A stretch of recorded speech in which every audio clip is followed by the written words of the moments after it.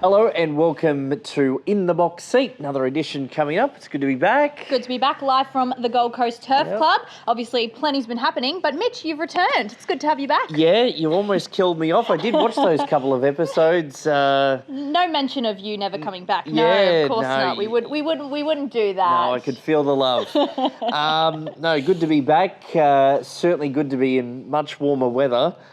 Goulburn was a bit cold, was it? Oh boy. And we thought you went straight from Goulburn out to Birdsville, but no, we found out you actually weren't at Birdsville. You were recording live from the studio. Yes, I was. How was that? It's a bit different. Bit different? Yeah, we did a fair bit of remote calling during COVID. Yep. So I'm sort of equipped to it, but yeah, it wasn't the quickest trip from Birdsville to the Gold Coast as a lot of people did think. We were shocked. We were like, Birdsville Friday, Gold Coast Saturday. How does he do it? But he tricked us all. Yeah, so that's how quick the red eye from Birdsville comes back to the Gold Coast. But no, it was good to call that first day of the carnival. And I should note, congratulations to Bailey Baker. We were going to say it later in the show, but it's a good segue. Yes. Bailey Baker taking the Birdsville Cup on the Saturday on Testator Salins, a horse that actually started off in New South Wales.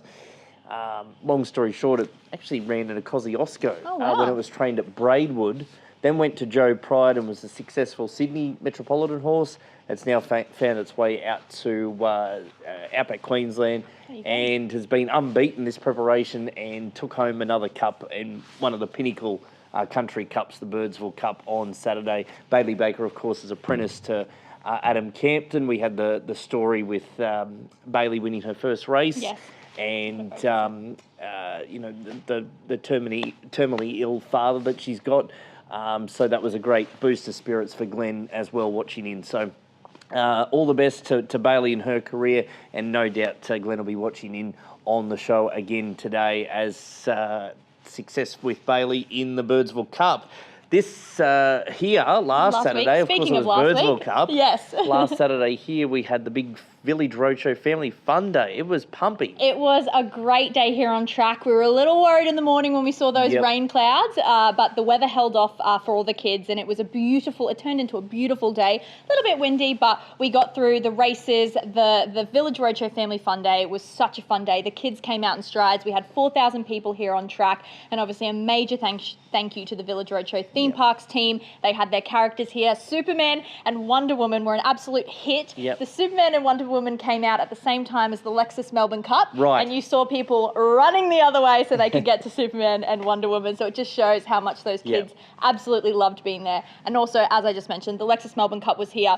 Even though Wonder Woman may have won favourite in the room, everyone absolutely loved getting their photos with the Melbourne Cup. So we want to thank the team from Victoria Racing Club for coming up and supporting the day. It was a perfect addition to a great day. It is such a good vibe. I went down there, spoke to the Triple M crew who were broadcasting live here on Saturday, and all the families. It's just a good vibe, that race day, which takes us into a big week next week. Pink Ribbon Day, the annual Pink Ribbon Race Day here at the Gold Coast Turf Club. Each year it keeps getting bigger and better, and of course this year will be no exception. In fact, it's looking like record numbers. Yes, the event centre's already sold out. So Robin Cameron and her team have done an incredible job to sell that out at 9:20. That is their record down in the event centre. So we can already tell this year is going to be bigger than ever before. So you have to get here on track. There are still tickets available in the Glass House. Restaurants are sold out as well. So if you don't want hospitality, come along to general admission. We also have the Orchard trackside upgrade for $30 per person as well. So plenty of tickets still available. You have to be here on track supporting the National Breast Cancer Foundation.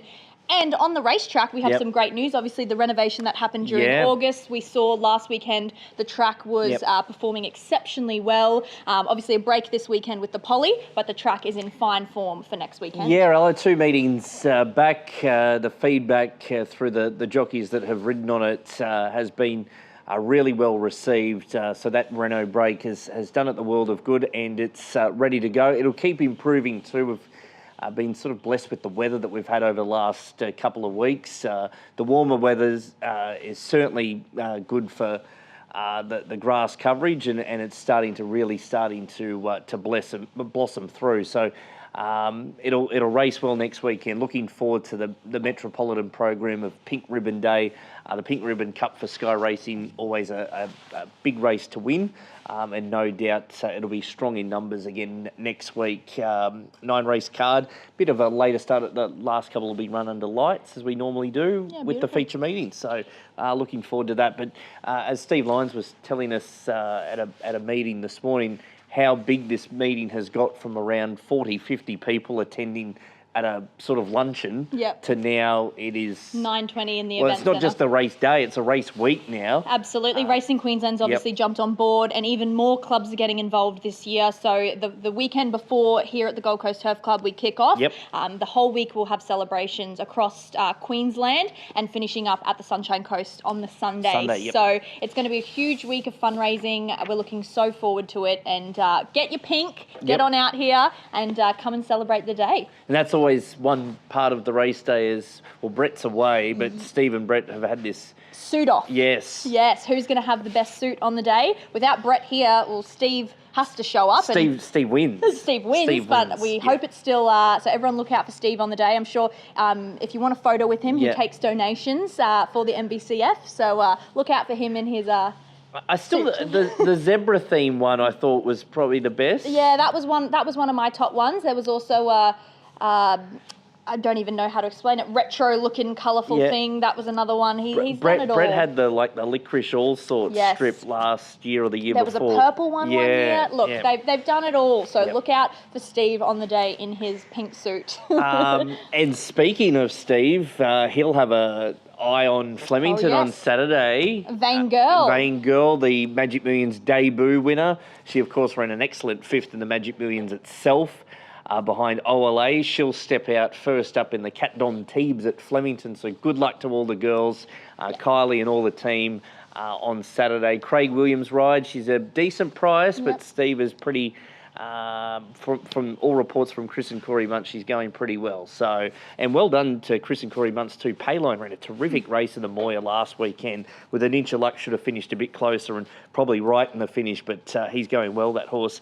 Other racing news? Horse of the month. So our first month of the new season, our horse of the month for August is Archer's Reign. So a big congratulations. Obviously had a great August there. So that is we'll be announcing those throughout the months, and then obviously when we get to the next year, a horse of the year will be decided based on each of these winners. So look out for them on the show to know if you'll be in the running. Yes, got 2 wins during the month, and it'll go around on Saturday as well for Josh Sweeney. Some sad news has hit the racing community pretty hard in the last 24 hours. The passing of Leanne Hartley, Beaudesert trainer, a tragic accident which unfolded at her property. Our thoughts go out to family, friends and the racing community. Beaudesert's a very small knit community of racing trainers and participants, so it'll be hitting them hard with that tragic passing of Leanne.